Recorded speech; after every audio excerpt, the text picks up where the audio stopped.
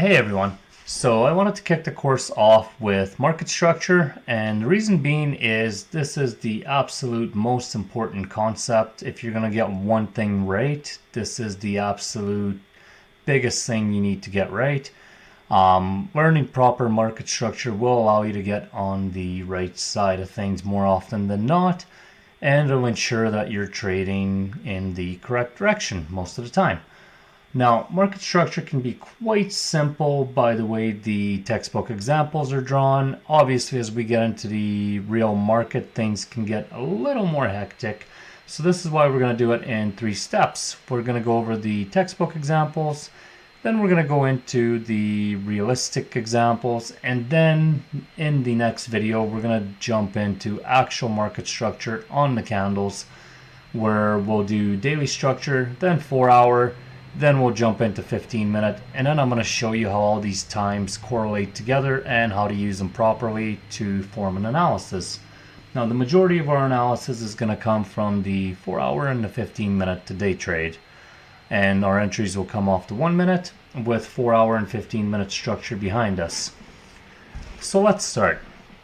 We have a lower low, lower high, lower low. So once this lower low gets taken, the highest point before this point gets taken is your lower high. The lowest point becomes the lower low. Pretty simple so far, right? We'll go here and same thing again. We have lower low, lower high, lower low. So we pull the highest point before the lowest point. And same thing again. Lower low, lower high, and we get another lower low down here. So every time we break one of these points, we pull the highest point before the lowest point before the impulse ends. Now, it's very important to note that these lows have to be broken by candle body close. It can't just wick below it and then shoot the other way. That is not a break of structure. The candle bodies have to close. It doesn't matter if you're going up or down, we need that candle body close.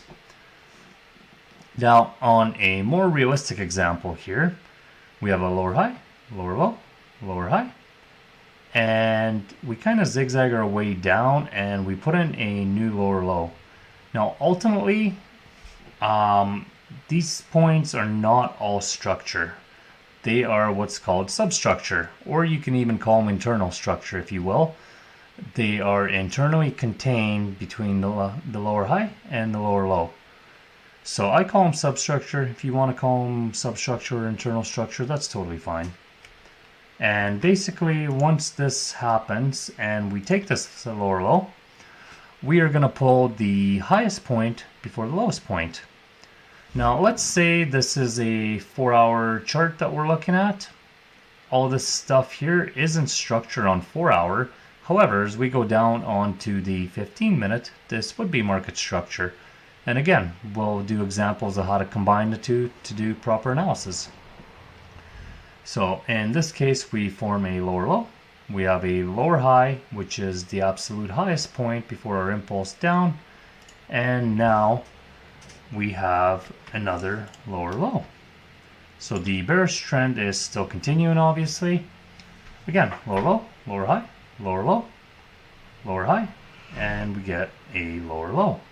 We will pull the highest point before the lowest point. And it's very important to get this concept right, because if you start mapping all these little areas as structure, it can get very confusing and you can get quite lost. And I'm basically here to make sure that doesn't happen and teach this as simple as possible. So on the bullish side of things, we have a higher low, a higher high, and another higher low. We then put in another higher high. So once this high is taken, we create new structure. Another higher high is created. This higher high now pulls back, creates a new higher low, and another impulse to the upside gives us a new higher high. So now we will map structure the exact same as we did before, except this time it'll be the lowest point before the highest point. So nothing really changed, just go in a different direction. Again, higher low, higher high, higher low, and another higher high. So simple enough on the textbook side of things. So a more realistic example would be something like this. Obviously, we have a higher low, a higher high, and another higher low. Once this point is taken, which does happen over here, we will again pull the lowest point before the highest point.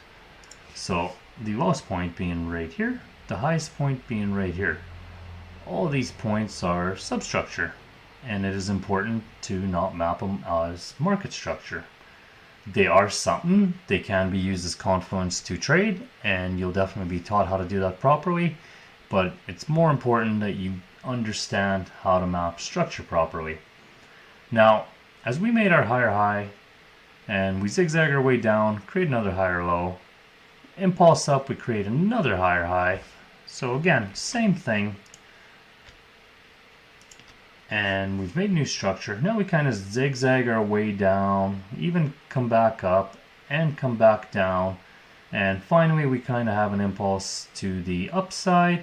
Now, a lot of people will mark this point as structure. That's actually not structure.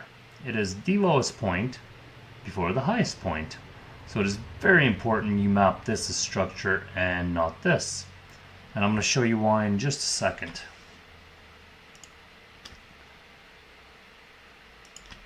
So if this is your lowest point and this is your highest point, this is market structure. And as long as this low stays intact, you stay bullish. Now, had you gone and marked this point here as your low instead of the proper low, let's say hypothetically this came down and did this and just closed below that. Right away, you're just like, oh, well, we just turned bearish. It's time to start shorting. Well, no, you didn't turn bearish because this is actually your real low. This is not the right low. And it's very important you get this right. Now, something I want to talk about too is a confirmed trend versus an unconfirmed trend and a trend reversal.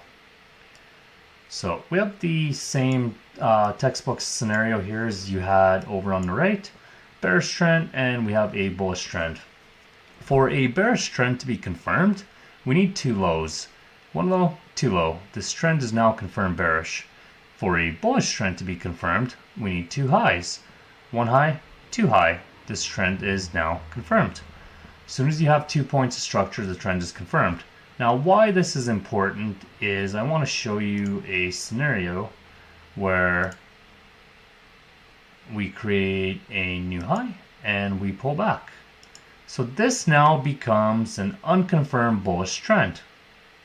Now, if we do not make another high and we just make another low from here, this basically becomes a bearish trend again. We failed to establish a bullish trend because we only made one high and then we came down and put in a new lower low.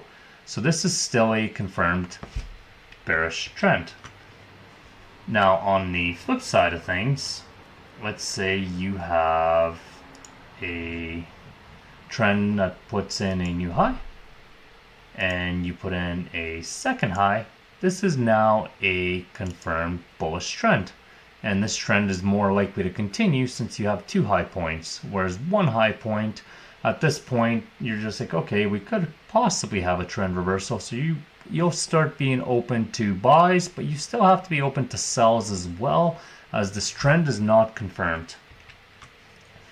Now, on the flip side of things, it is the exact same with a bullish trend. If we come and create a new low, this now becomes an unconfirmed bearish trend. If we come back and just do this, this is still a confirmed bullish trend as we failed to confirm a bearish trend. So we will stay bullish as we made a new high. Now on the flip side of things, if we come in and we put in two new lows, this trend is officially confirmed bearish and is more likely to continue down. It's very important to understand the difference between confirmed trend and unconfirmed trend, because the two will be used very differently in terms of risk management and direction of trades.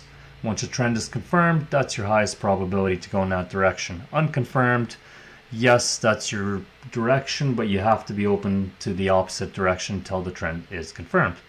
So we'll end this video here, and next video we're going to go into daily market structure on actual candles. I'll see you guys in the next video.